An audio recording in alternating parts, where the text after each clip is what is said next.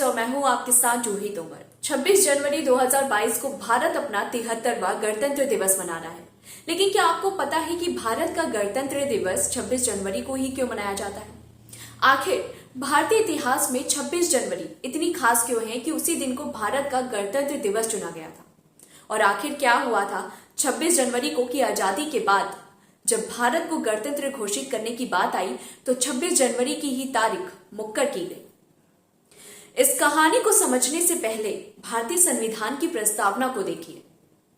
भारतीय संविधान की प्रस्तावना ही भारतीय संविधान की आत्मा है, जिसकी पहली लाइन ही है, हम भारत के लोग। इसी प्रस्तावना में लिखा गया है कि अपनी संविधान सभा में आज की तारीख 26 नवंबर 1949 को एतद द्वारा इस संविधान को अंगीकृत, अधिनियमित और आत्मर्पित करते हैं। यानी कि साफ है कि संविधान 26 नवंबर 1949 को पूरी तरह से बनकर तैयार हो गया था। अधिवेशन में तय हुआ कि अब भारत को पूर्ण स्वराज चाहिए और इसके लिए कांग्रेस की ओर से कहा गया कि अगर अंग्रेज 26 जनवरी 1930 तक भारत को आजाद नहीं करते हैं तो फिर भारत खुद को आजाद घोषित कर देगा। अंग्रेजों को कांग्रेस की बात नहीं माननी थी तो वो नहीं माने।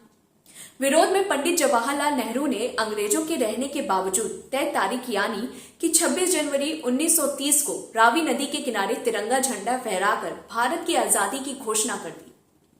पूरे देश के अलग अलग हिस्सों में 26 जनवरी की तारीख एक इतिहास बन गई, क्योंकि लाखों लोगों ने तिरंगा फहराकर भारत की आजादी की मुनादी की। तब से हर साल कांग्रेस ने 26 जनवरी की तारीख को पूर्ण स्वराज दिवस के तौर पर मनाने का फैसला किया। 1947 में आजादी के बाद भारत का स्वतंत्रता दिवस 15 अगस्त हो गया, लेकिन 26 जनवरी भी एक अहम तारीख थी जिसको याद रखना जरूरी था। ऐसे में जब 26 नवंबर 1949 को भारत ने अपना संविधान तैयार भी कर लिया तो फिर 2 महीने का इंतजार और किया गया और फिर पूर्ण स्वराज की 22वीं वर्षगांठ पर संविधान को लागू करके पूर्ण स्वराज दिवस को गणतंत्र दिवस के रूप में घोषित कर दिया गया। 2 साल 11 महीने और 18 दिन के दौरान कुल 12 अधिवेशन, 166 दिन की बैठक और कुल 114 दिन की बहस के बाद 26 नवंबर 1949 को हमारा संविधान पूरी तरह से बनकर तैयार हो गया था। फिर भी इसे लागू करने में 2 महीने की देरी हुई और इस देरी के पीछे है 26 जनवरी 1929 की वो कहानी जिसने संविधान सभा के लोगों को प्रेरित किया कि संविधान को 26 जनवरी को ही लागू किया जाए। बात करीब 92 साल पुरानी है। तब भारत पर अंग्रेजों का शासन था और देश के लोग आजादी के लिए हर मुमकिन कोशिश कर रहे थे।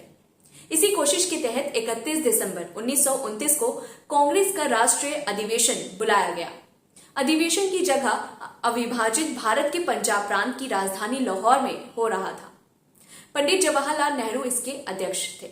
ऐसी ही तमाम बड़ी खबरों के लिए हमारे साथ बने रहिए और देखते रहिए प्राइम न्यूज।